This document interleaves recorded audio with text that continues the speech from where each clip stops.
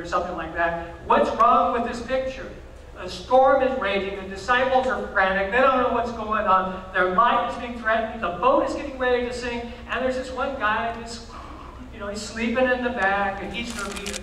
And he's always confident. He always has an answer for everything. He's the one who sees them through. He's never worried. So the disciples naturally did what any of us would do in a state of stress and panic.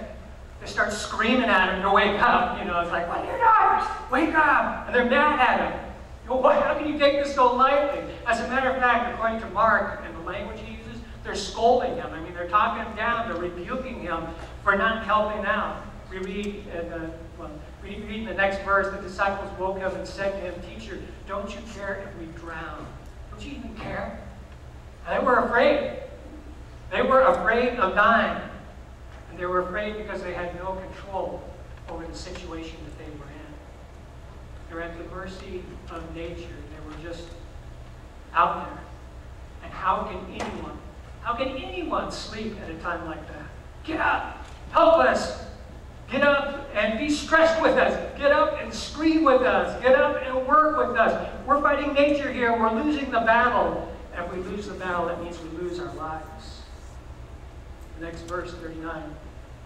He got up, meaning Jesus. He rebuked the wind and he said to the waves, "Quiet, be still."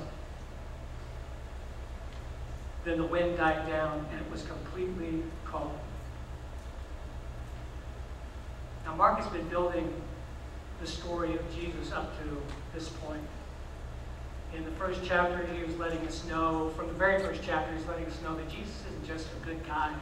He's not just a great teacher. He's not just a prophet. He's not just a charismatic leader. There's something more. In the first chapter, we see that Isaiah spoke of his coming. And the prophet, John the Baptist, recognizes him as somebody who's great.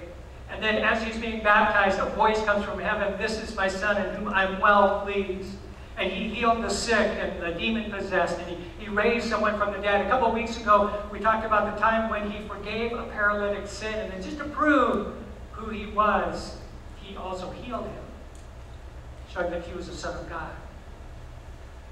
And now he does something that no one had ever heard of somebody doing before. In the middle of a raging storm, wind, rain, thunder, lightning, waves, when it seemed that everyone would die, he stood up in the boat and said, "Quiet, be still." And it happened. It was quiet. It was completely calm. And Jesus did this to show that he was in control. Have there been times in your life, in the middle of a nasty storm, when you're afraid, you would like to have this guy around, right? "Hey, Jesus, do you mind just saying, 'Peace, be still'? Let's just quiet this thing down." And I can imagine the disciples after scolding Jesus, and suddenly he calms the storm. Can you imagine looking at each other? It's like, he's the one who's yelling at you to wake up. It wasn't me, man. It was all Peter. Peter's always the loud one. He's the one who wanted to wake you up. He's the one who was losing his temper. It wasn't me. Then after this, Jesus turns to the disciples and he asks them, "Why are you so afraid? Do you still have no faith?" He'd been teaching them that he's not just a political leader, he's not just a teacher, but he is the Son of God. Emmanuel, God with us, God in the flesh, God in person. The one who created nature, the all-powerful one who created earth, the one who created the sun and the moon and the stars, the one who healed the sick and raised the dead and forgave sins. And yet the disciples still didn't really understand what that meant. They still didn't grasp what that means. The term "still" that Jesus used there indicates that he expected more from them by now. They should have known better. They should have gotten farther along in their faith walk. He expected their faith in him to be more mature, and by faith, meaning faith in God's saving power as it is present and active in the very person of Jesus. You see, Jesus had then, and he still has now, the power to save. We read what Jesus did while he was here on earth 2,000 years ago. And then we have the opportunity as a church family to encourage one another with what he has done in our own lives, in our own presence, and what he's doing even now. He expects us to grow in faith. He expects us to trust Him more and more, no matter what the circumstances, no matter how bad the storms get, even when the boat is filling with water.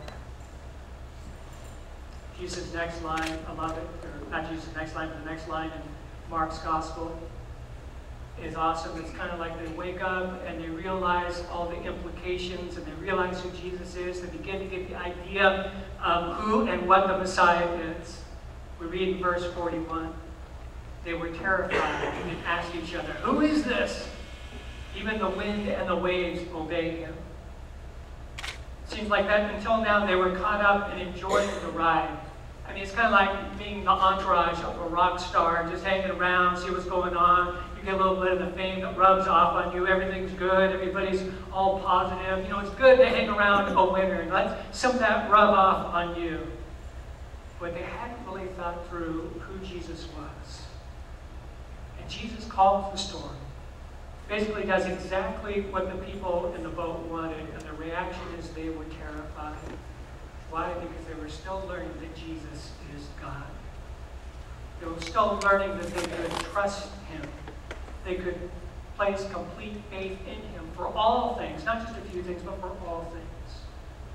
See, the Jews knew that God was the creator of the heavens and the earth and the sea, and they knew that only He could control them. I mean, the story of Jonah, part of their history, he's a prophet who God said, go to Nineveh and preach to them. I want them to turn to me. And he's like, no way, I'm not going to preach to them. And so he takes off running, gets on a boat, I'm going to get out of here. There's no way God's going to find me. I'm just not going to do it. And God causes a big storm to come up, and everybody on the boat they're afraid. We're going to die. We're throwing everything overboard. And Jonah comes up and says, hey, it's my fault. I'm running away from God. Pitch me overboard. No, we don't want to throw you overboard. We'll make it. No, you're going to need to throw me overboard. And so eventually they do. They chuck him overboard in complete calm. God is in control. God can make the storm stop. And so Jesus, as He had done in forgiving the sins of the paralytic, He's displaying for them in a very real and a very tangible way that He and God are one and the same. The Apostle Paul describes who Jesus is like this in Colossians chapter 1. He says, He is the image of the invisible God, the firstborn over all creation. For by Him all things were created, things in heaven and on earth, visible and invisible, whether thrones or powers or rulers or authorities, all things were created by Him and for Him. He is before all things, and in Him all things hold together. And He is the head of the body of the church. He is the beginning of the firstborn from among the dead, so that in everything He might have supremacy.